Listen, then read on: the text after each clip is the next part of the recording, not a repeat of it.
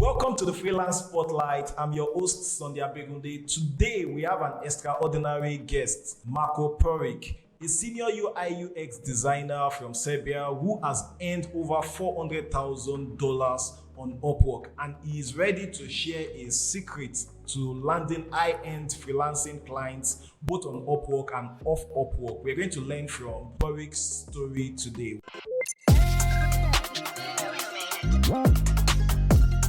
Welcome, Marko Puric.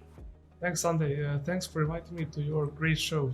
Yeah, it's so nice having you here. You know, we had a guest on this show that was Marko Puric. So, I tend to call the Marko Puric, Marko Puric. Okay, so Marko, can you tell us the story of your academics and your digital skill acquisition? How did you start with UI UX design? Sure. I started with this UI and UX journey in high school because a friend worked as a UI designer back then, and he actually earned his first money, for example, $300 for logo design first, and then he started doing UI and UX, and it was quite fascinating to me that I can earn money from home working after school.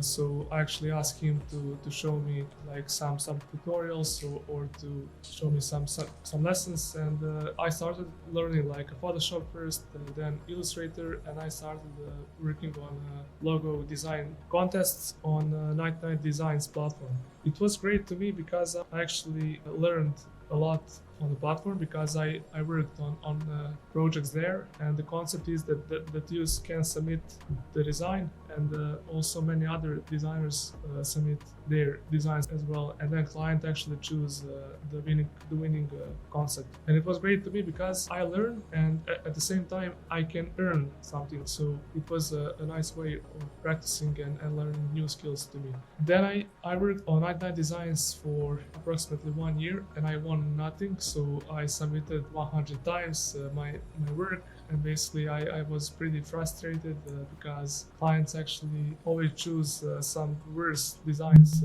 rather than mine, and this was quite frustrating to me. I basically quit 99 Designs after maybe 1 year and a few months, but I actually won one project there.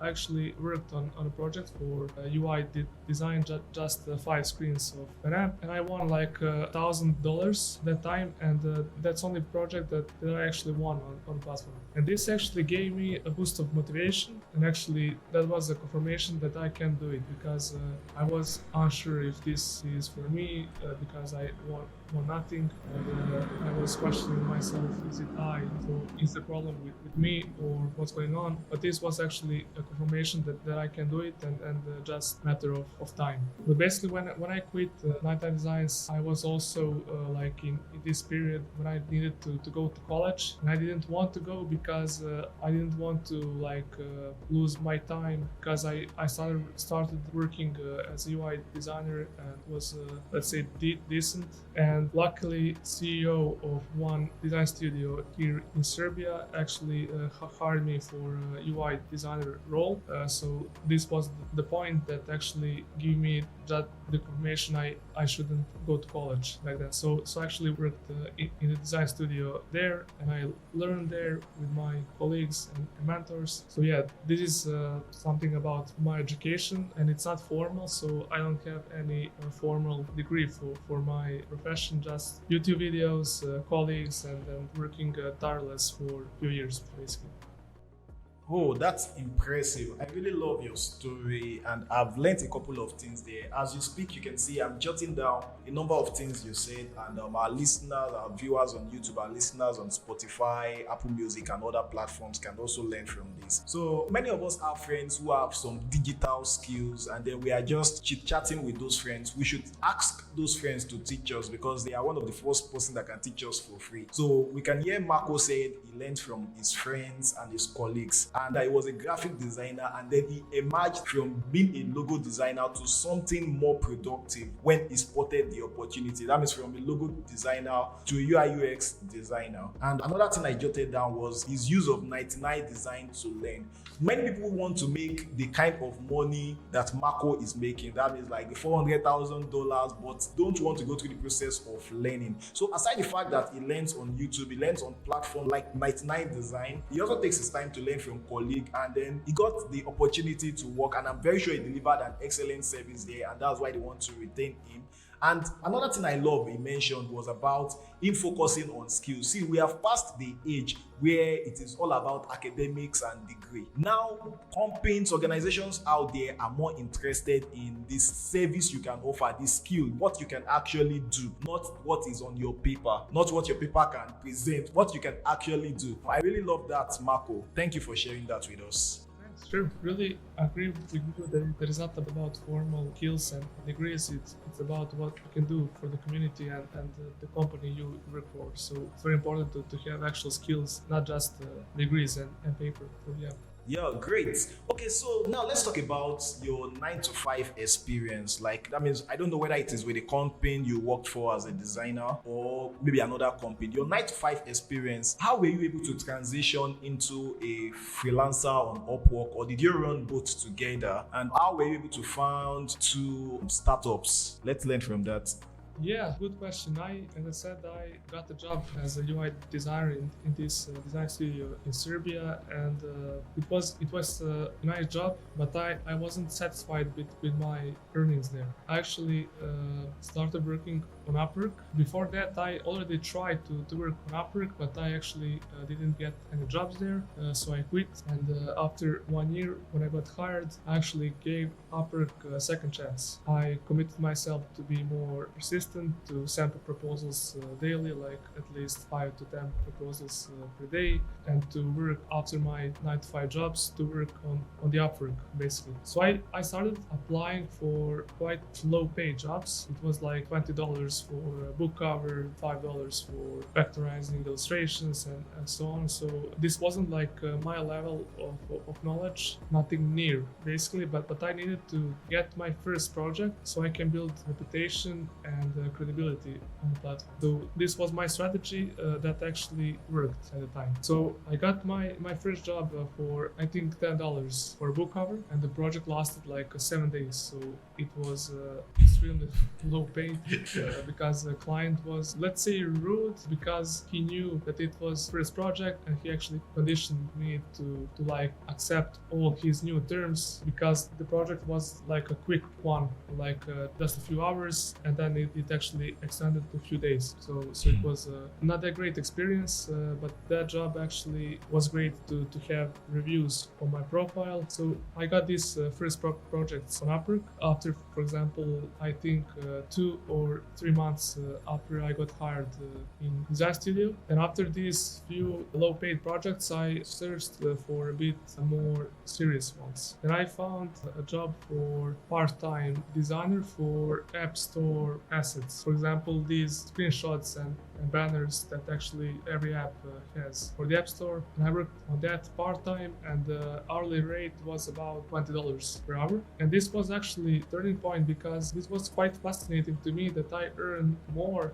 working just 1 hour per day for this client than my 9 to 5 job for 1 month basically. So I earn more working 1 hour on Upwork than 8 hours on my job. So this was nonsense to me, and I actually, after 6 months of working in the design studio, I actually quit, because it was quite clear to me that if I dedicate my time only on Upwork and freelancing, it would be much more profitable than work 9 to 5 in someone else company. So yeah, I quit, and I invested my time to Upwork, and it actually was a great decision, because in the same year I got a full-time job for $50 per hour. So this was fascinating to me back then. So I actually increased multiple times my salary, and basically this project actually gave me more profile on Upwork, so I got more credibility, good reviews. So at this point, my future was clear. So I just dedicated my time to Upwork, freelancing, and then further on some other startups and companies as well. Yeah, amazing, amazing. Thank you for sharing that. Okay, so can you tell us about your startups, the two startups I mentioned in the earlier question? So yeah, my first startup was about sending packages with delivery services. So you can select your delivery service you want, enter information about your package, who is the recipient, and so on. And a few taps in the app, you can actually request the delivery service to pick up your package. Actually, colleague and I founded this startup because when I worked in the design video, I actually ordered a lamp for my apartment because I also worked from home and I needed a bit more light on my desk. And I actually ordered this package and I was frustrated with the experience of ordering in Serbia. So delivery guy just say, hey, I'm here, so here's the package, but I'm not at that location at the time because I'm in design studio. So and then we need to reschedule the shipping, and then he came again, and I wasn't at home again, and it was just a tremendous experience. So I pitched this idea to my friend and actually proposed a solution to have a nice app that you can choose the time of delivery, so you can enter every detail in the app, so there's no human interaction and so on. And he actually liked the idea, and we actually decided to start a startup back then. So we started working on the concept of the app, and we actually were quite satisfied with how it works, and we decided to hire few developers to build the app. Thank you for sharing that. I'm going to do a run through of what you just said. So I realized that you were very persistent with your Upwork when you started. It amazes me that your first project on Upwork was just $10. Sometimes you need to take those $10, $20 job just to break the ice on Upwork. You're able to gather review through that, and then as time goes on, you're able to get better job that offered you $50, and then you're able to increase your rate to $100 presently that it is on your profile, and that is laudable. Many people just start their Upwork account today and they want to charge very high. So if Marko had insisted on charging $100 in his first day or his first month on Upwork, there is a high likelihood that he may not have been where he is today. He may not have been able to earn as high as he is earning today.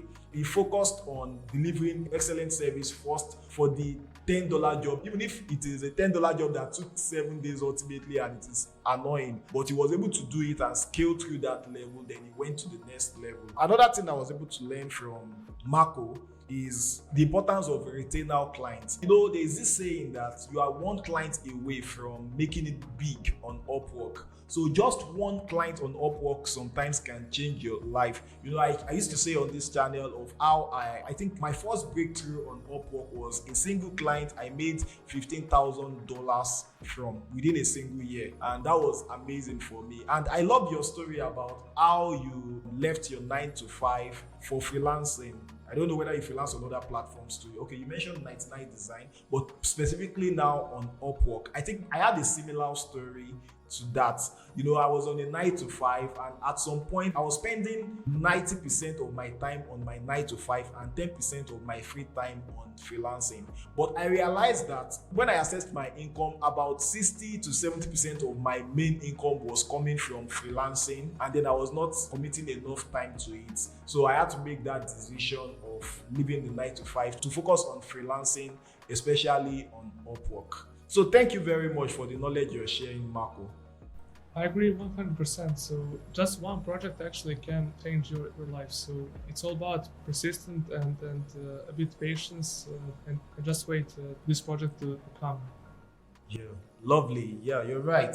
Okay, so with over $400,000 in earning on Upwork, Marco, your profile is very impressive. Can you share some key strategies that have contributed to your success on Upwork? To be honest, there's no like a hidden secret that I know that other freelancers that earned less than me don't know. It's all about persistency and to keep improving your profile and your proposal strategy, let's say. So you need to improve your copywriting skills, how you write proposals, to actually think about how clients think, what they need, and imagine yourself in position of client. Even you can like post 3 job posts on Upwork and to see how clients think basically and what they need. And optimize your cover letters and proposals towards clients. So don't speak too much about yourself, speak about clients, about their problems and about their vision. 95% of freelancers will be, hey, I have this and that, and I work 5 years in this and that. And every single proposal will be similar. There's a good chance for you to take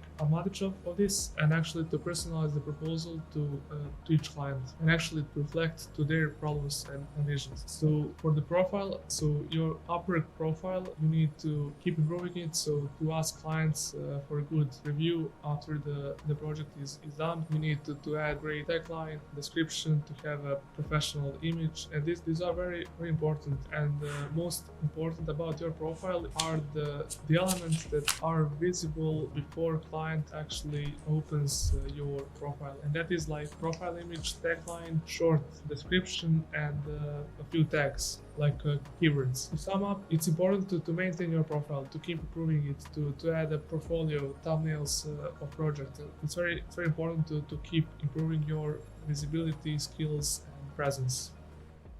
Lovely. So thank you for sharing that insight with us. And I salute your raciocination. I salute your honesty.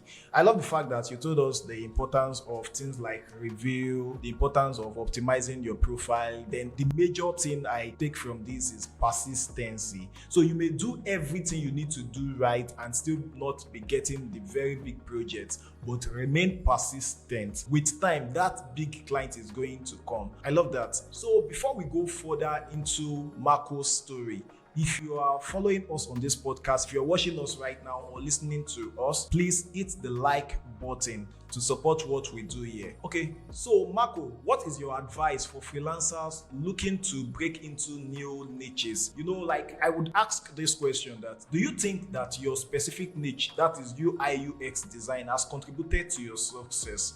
And what advice would you give to freelancers looking to extend their service offering to other niches? I always teach, let's say, students to be like a T-shape. It's important to know everything like good enough, but you need to specialize in one thing that you can be way better of your competition. So at the moment, I know like graphic design, illustrations, like logo design, UI, UX research, but I actually specialized in creating like efficiently creating a UI or new apps on the market, and mostly in crypto, Web3, and like this more technological industry. And many clients actually reached out to me in this niche, but I actually can do anything. Because one client asked me, hey, can you create me also business cards, banners, ad for my promotional event? So, and I was able to create this, and I was skilled enough to create results. And this client actually appreciated that he didn't need to like hire someone else to go through this process and have like this another problem, let's say, along the lines. So you need basically to learn everything in the design. So to be skilled in graphic design and also as well in the UI and UX, because it's important to know the layout, colors on different things, like is it a physical product or digital. So it's very important to get sense of design in all fields. And after you have a good knowledge of design in general, you can choose whatever you like and fits the best to your passion and interest. Oh, I love that. I'm actually taking a course in UI UX design. That's surprising. It's not really, I'm not taking the course because I want to switch my account to a UI UX design account, but I'm a writer and I'm a designer. Then with time, I started doing video editing. So now I take more of video editing jobs on Upwork. And one thing I observe with many designers is that you can do the main designing. That means like you can do the graphic. Most designers start with graphic designing. Then maybe after doing graphics designing for a while, you're very good at it, then you have a specialized area. In your case, your specialized area right now is the UI UX design, but it doesn't mean that you cannot do other aspects of design, but then you are not really pushing hard for those other aspects. You are more comfortable, or you are getting more projects in UI UX designing, so you stay there since that is what makes you more money. So like that is what I deduce to be your concept of specializing, right? Yeah, 100%. Yeah. Okay, so good. Okay, so you've worked for Fortune 500 companies like Johnson and Johnson and also Bayer. How did you get these jobs, and what lessons have you learned from experiences that you gather from these particular projects?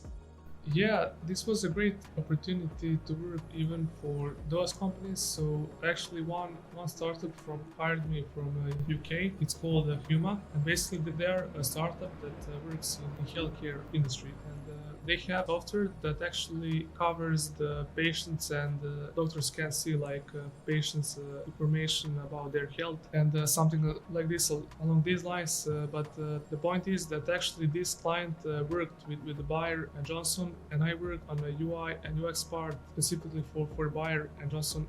So actually, I or Bayer's they call this hospital at home app. So actually, they provided to their patients like this system and an app that they can be cared even if they are at home, because this was in a peak of a coronavirus, and so they needed to have this system when they can, let's say, visit their doctors from home. So I didn't work like directly. I wasn't hired directly from Bayer and Johnson, but I actually worked for them through Huma, basically. Oh, I love that. I think I've been privileged to work for a couple of companies like that too. I think I totally understand you. Okay, so the next question, there are people who are of the opinion that Upwork is for peanut projects, that the only kind of project you can find on Upwork is a $10, $20 job. So what is your take? What do you have to say to such kind of persons?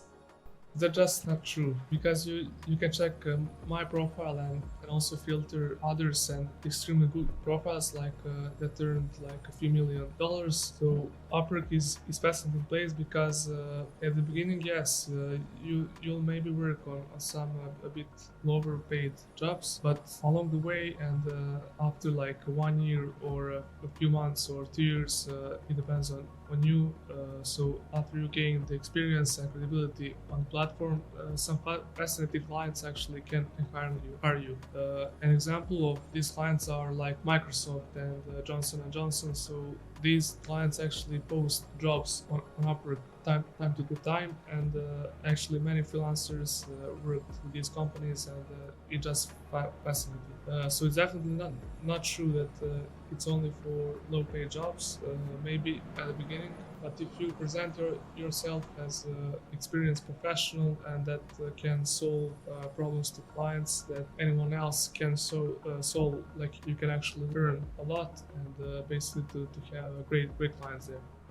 I love that. Thank you for sharing that, Marco. You're full of wisdom, and it's amazing talking to you.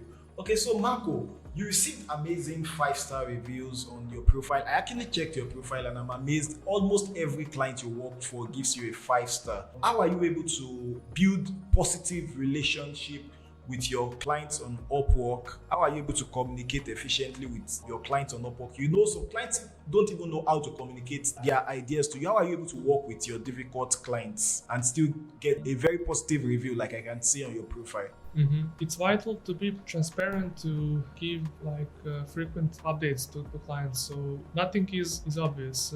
Maybe it's obvious to you, but clients didn't work as UI designers, so they know how it works. So you should lead the process, and you should like update clients what's next, how long it will take, and also you need to be kind and respectful. Even if client is rude, don't be rude as well. Just be kind and respectful, and just say like, hey, I see, understand, like we are not a good fit, so I wish you all the best, and so on. But just be like kind and patient with clients. So clients will appreciate if you are transparent, and if you see some challenges and obstacles you have, and even if you ask for help, if client can help you somehow. So it's important to be like you work for a friend, let's say. So there's nothing to hide. So the communication and the process is open, and the clients will appreciate this. Oh, I love that. So you're telling us like it is very good for us to be kind and respectful, irrespective of the disposition of the client. And I think that actually works. Then, if it turns out to be maybe like too stressful for you, probably like the client's demand is too much for you, you should still be kind and respectful. Then know when to tell the client, okay, it seems we are not a good fit for each other. So I really love that. Yeah, so that's really honest. So that's the best advice for me. Just be respectful, because if you are like rude to the client, you achieve nothing, because they actually won't see you again in your life. So you have nothing from being like rude if they were rude to you. So just be kind and respectful and do your job. If client isn't respectful, just try to end the collaboration in kind manner, and that's it. So thank you, Marco. Okay, so someone who just saw this video of Marco, like, you are an inspiration to many people out there. Probably there are some persons who are on this channel who follow my channels for other reasons, because of the other kind of videos I post, maybe like videos on virtual cards and stuff like that. But now they are seeing this video of you, Marco, and they are saying that, oh, it is possible to earn $400,000 on Upwork, and they want to open an Upwork account today and get started. What is your advice for such persons? It's important to create, let's say, MVP of your profile. So minimum viable product of your profile. And what I mean by that is to upload professional profile image, to create a professional tagline and the description, to add your portfolio to your profile. After you have these basics, and I'm not saying to do this like just to complete the task. So this needs to be like professional, and you need to brainstorm, type and add. But after you, let's say, polish your profile, your first version, you can start applying for jobs. You need to have at least a decent portfolio, because if you don't have your past work, it is quite hard to get projects on Upwork. If you don't have previous work, you can actually work on imaginary projects, or to work for a friend's company for free, to find projects on Upwork and to on them, even though you're not hired. So it's important to have at least 3 to 5 work pieces before you start applying. When you start applying, as I said, it's important to speak about client, to reflect on their job, and not to speak too much about yourself. And I always use my first part of cover letters to speak about clients. So first I reflect on their problems, second I propose some solutions to their problems, and then after that I actually speak about my credibility and my work. So it's very important to pay attention to clients' problems first. And after you got this figured out, it's important to send proposals consistently, ideally 10 quality proposals per day.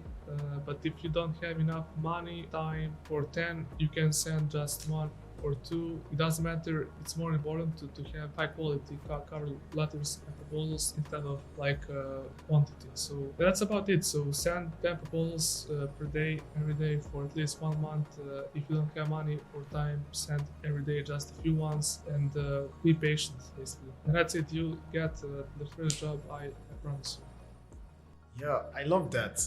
One thing I quickly jotted down when you were speaking is when you talk about sending out a proposal. Like, then I used to talk about like sending proposals out persistently, because you never can tell the next proposal. You can send out 30 proposals, and then just one proposal might make that payment that would justify the other 29 proposals that were not successful. And Upwork should be perceived from a business perspective. And I use that from what Marco just said. What I mean by that is that when you send out proposal, like when you call something a business, you might need to invest before you harvest. If you don't invest, you cannot harvest. So you might need to like commit some of your money to buying connect with your money, and then use that connect to apply for jobs. Then the Upwork also gives you the free connect, and I love the fact that his thought process is balanced. Like that means when he's sharing his idea with us, he's balanced. That means he was telling us that, okay, if you have the money, apply for 10 jobs per day.